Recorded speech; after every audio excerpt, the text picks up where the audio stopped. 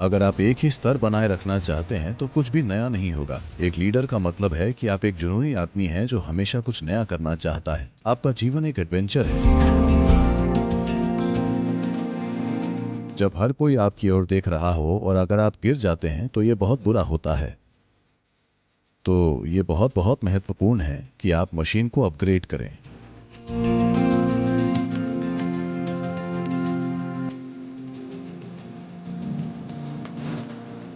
वास्तव में सफलता का डीएनए बनाने के लिए आपको इन 3 चीजों की जरूरत है।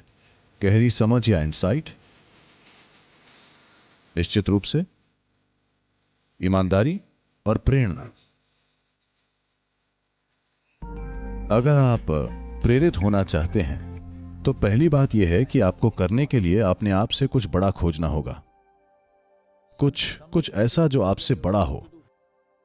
अगर आप ऐसी चीजें चुनते हैं जो सुरक्षित और अच्छी और आसान हैं, जिससे आपको कुछ पैसा मिलेगा, तो आप कुछ पैसे कमा सकते हैं। मैं इसके खिलाफ नहीं हूं, ये लक्ष्य है, ये ठीक है, लेकिन आप प्रेरित नहीं होंगे। एक प्रेरित जीवन जीना, शब्दों की कमी के चलते मैं इसका उपयोग किसी पेशे के अपमान के रूप में नहीं कर रहा। एक क्लर्क जैसा जीवन जीना। जब मैं क्लर्क कहता हूं, मतलब सब तय है। आप ऐसा कीजिए, ये करें, आपको आपकी सैलरी मिल जाएगी, बस। कोई खतरा नहीं। इस देश में पिछली पीढ़ी के लोग हमेशा कहते थे पहले सरकारी नौकरी पाओ। वो आकांक्षा थी हमेशा। क्यों? कोई खतरा नहीं। चाहे आप काबिल हो या ना हो, आपके पास 40-45 साल का कार्यकाल तय है। इससे कोई फर्क नहीं पड़ता कि आप कुछ करके देते हैं या नहीं देते, आप वहां हर दिन पहुंच भी सकते हैं या नहीं, फिर भी आपकी नौकरी रहेगी। आपको कभी नौकरी से नहीं निकाला जाएगा। कोई खतरा नहीं। अगर आपके भीतर प्रेरणा चाहिए तो अनिश्चितता का तत्व होना चाहिए। अनिश्चितता के बिना कोई प्रेरणा नहीं होती, या एक रिस्क या खतरा। जहां खतरा नहीं है वहां एडवेंचर नहीं है। जहां एडवेंचर नहीं है वहां कोई आपसे प्रेरित नहीं होगा। अगर लोग ये नहीं देखते हैं कि आप किसी ऐसी चीज में कदम रखने के इच्छुक हैं जिसमें वे कदम नहीं रखना चाहते, तो आप किसी को प्रेरित नहीं कर सकते। लोगों को यह दिखना चाहिए कि वे जिसमें कदम रखने से डरते हैं, आप उसमें कदम रखने को तैयार हैं। ठीक है, जब आप जोखिम उठाते हैं तो आप जल सकते हैं। हां, यह हो सकता है। खतरे का यही मतलब है कि एक जोखिम है। जोखिम का यही मतलब है कभी कभी यह गलत हो सकता है। हां, बेशक हम जोखिमों का अनुमान लगाते हैं। हम आंख बंद करके किसी चीज में नहीं जा रहे हैं, लेकिन एक जोखिम है। जहां खतरा नहीं है वहां रोमांच नहीं है। हो सकता है कि आप अपने पैसे को जोखिम में डाल रहे हों, हो सकता है कि आप अपनी प्रतिष्ठा को खतरे में डाल रहे हों, या आप अपने जीवन में समय गंवाने का जोखिम उठा रहे हों। आपके जीवन के 10 साल बिना कोई परिणाम के गुजर सकते हैं। संभव है। हेलो, जब आप एक व्यवसाय शुरू करते हैं तो यह संभव है कि आपके जीवन के 10, 15, 20 साल कुछ भी ना हुआ हो। वो जोखिम है। आप पहाड़ से कूदने की तरह नहीं मारे जाएंगे, लेकिन कई अलग अलग तरीकों से जीवन का नुकसान होता है।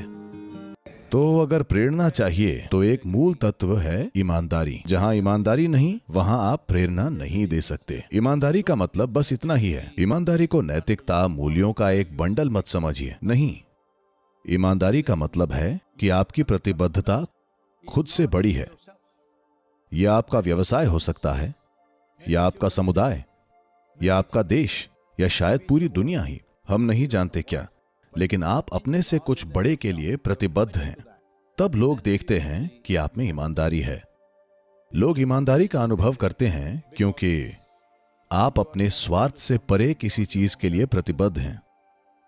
अगर वो ये नहीं देखते तो आप किसी को प्रेरित नहीं कर सकते। अब अंतर्दृष्टि या गहरी समझ पे आए तो यह एक मुश्किल हिस्सा है। इनसाइट का मतलब है कि आप कुछ ऐसा देख सकते हैं जो दूसरे नहीं देख सकते। आप चीजों को दूसरे लोगों से पहले देख पाते हैं। यह एक जरूरी बात है। हर कोई किसी न किसी बिंदु पर सब कुछ देखता है, लेकिन बात यह है कि आपने इसे उनसे पहले देखा, जो एक बहुत बड़ा अंतर है। अगर आप युद्ध में होते तो यह तय करता कि आप जिएंगे या मरेंगे। अगर आप किसी व्यवसाय में हैं तो यह तय करता है कि आप वाकई सफल हैं या बस किसी तरह चला रहे हैं। अगर आप आध्यात्मिक प्रक्रिया में हैं It's worse than battle. तो ये युद्ध से भी बदतर है। अगर आपके पास किसी भी प्रकार की कोई गहरी समझ नहीं है या आपके आसपास कोई भी गहरी समझ वाला नहीं है तो ये कई जन्मों की कड़ी मेहनत है। अगर आप गहराई से किसी चीज को समझने में सक्षम नहीं हैं या अगर आपके आसपास कोई भी गहरी समझ वाला नहीं है तो आप केवल आध्यात्मिक प्रक्रिया कर रहे हैं।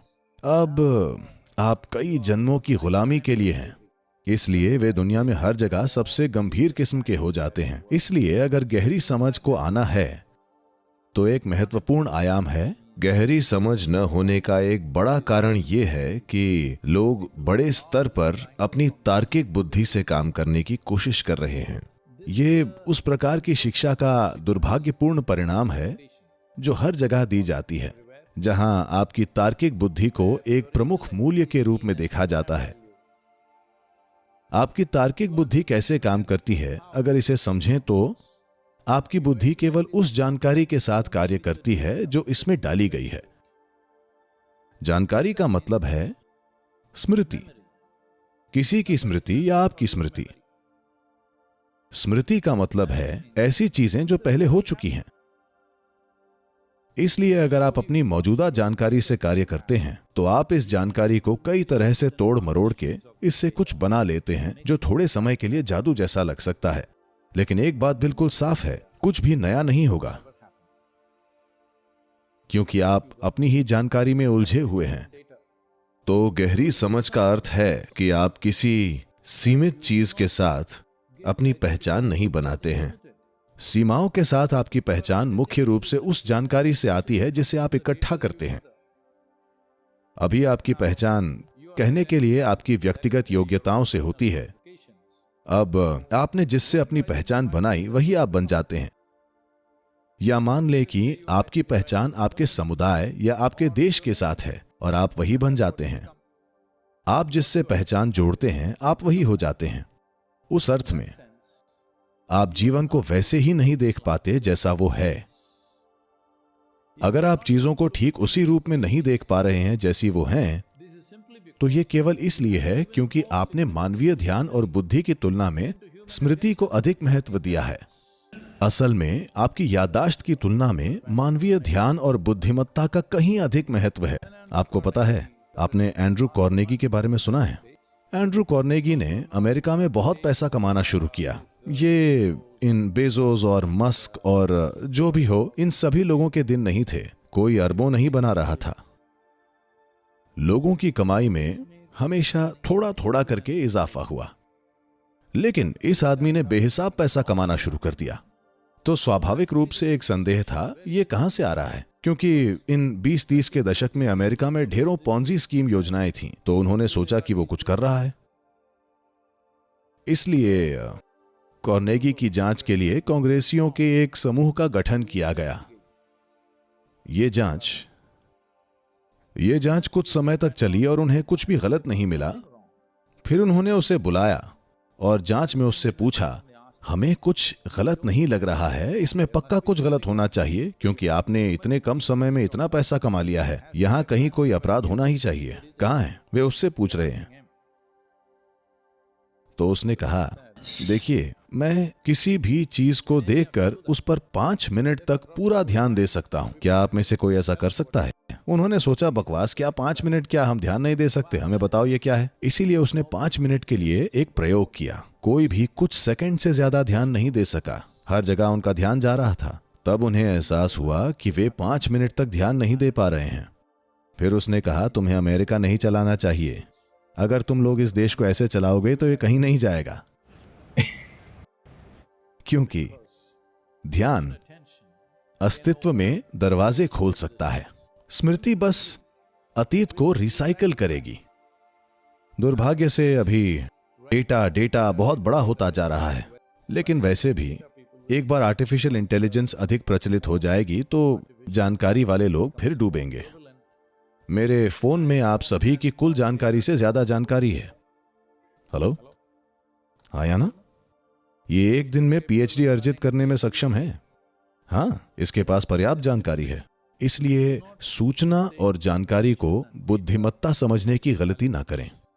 बुद्धि ध्यान से ही तेज होती है, सोचने से नहीं। सोचने का मतलब है जानकारी को रिसाइकल करना। मैं ये नहीं कह रहा हूं कि जानकारी का कोई महत्व नहीं है, इसका है। अगर आप एक स्तर बनाए रखना चाहते हैं तो जानकारी महत्वपूर्ण है। लेकिन अगर आप एक लीडर बनना चाहते हैं, एक लीडर का मतलब है कि आप एक जुनूनी आदमी हैं जो हमेशा कुछ नया करना चाहता है।